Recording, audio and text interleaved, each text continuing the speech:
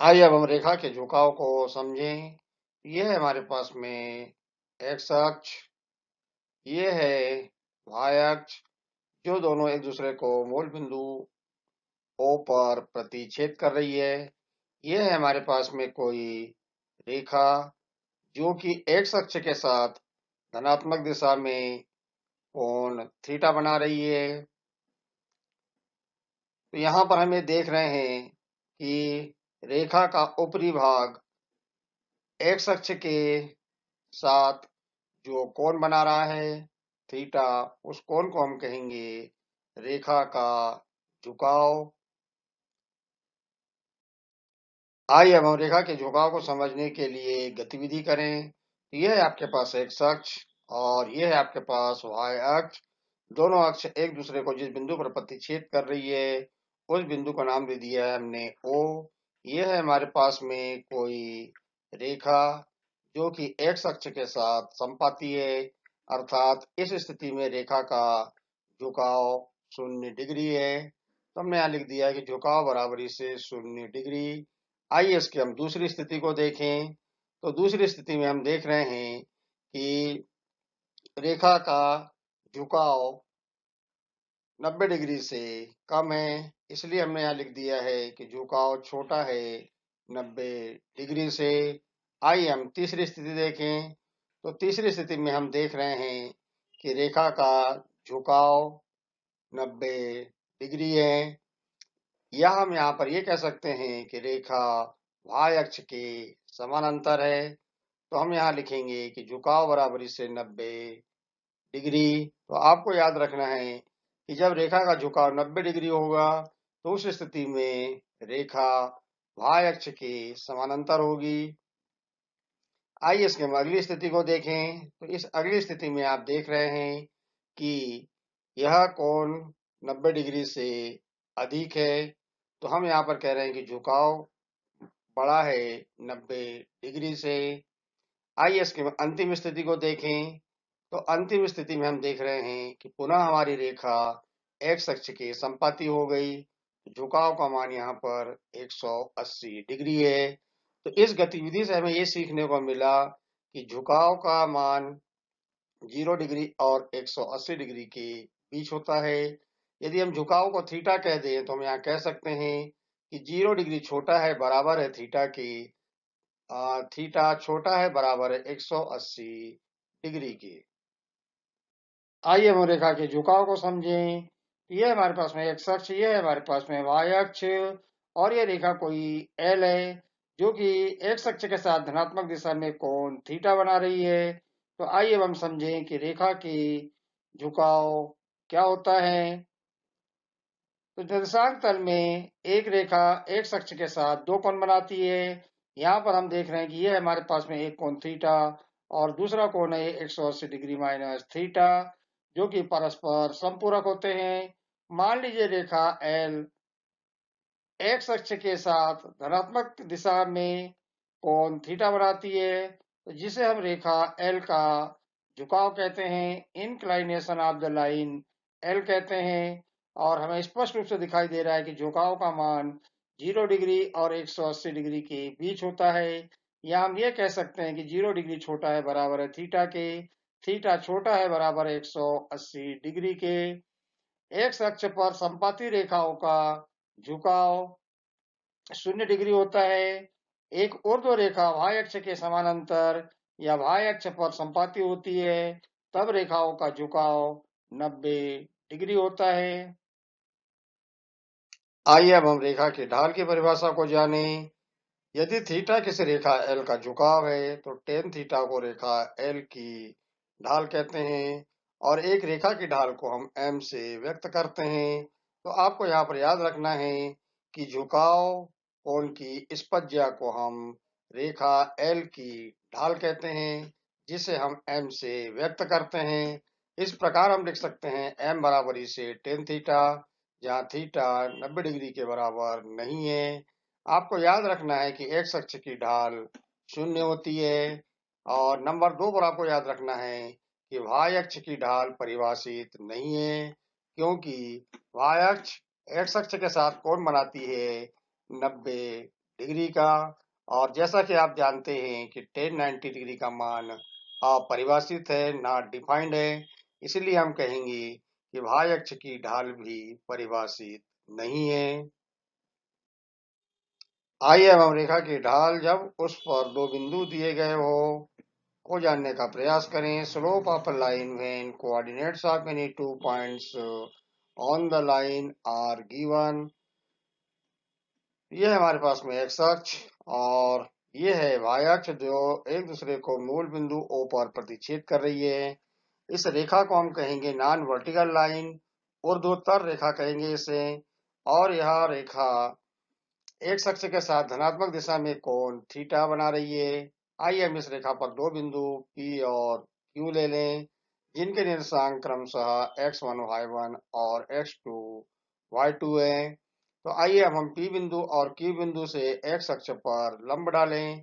तो हमने P बिंदु से x अक्ष पर लंब डाल दिया है PM, और इसी प्रकार से बिंदु Q से हम x अक्ष पर लंब डाल रहे हैं QN। आइए अब हम बिंदु P से QN पर लंब डालें। तो ये हमने QN पर लंब डाल दिया है PR। जैसा कि आप देख रहे हैं कि x अक्ष और रेखा PR एक दूसरे के समानांतर है, और यदि ये कोण थीटा है तो ये कोण भी थीटा होगा।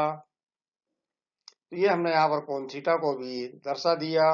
अब यदि हम त्रिभुज PRQ में टेन थीटा का मान ज्ञात करना चाहते हैं तो टेन थीटा बराबर इसे होता है सम्मुख भुजा बटे में आसन्न भुजा।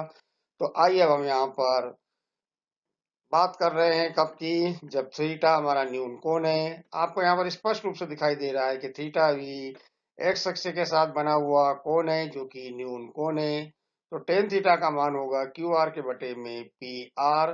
क्यू आर का मान ज्ञात करने के लिए जैसा कि आप देख रहे हैं कि क्यू एन का मान y2 है, पी एम का मान y1 है, अर्थात आर एन का मान भी y1 है।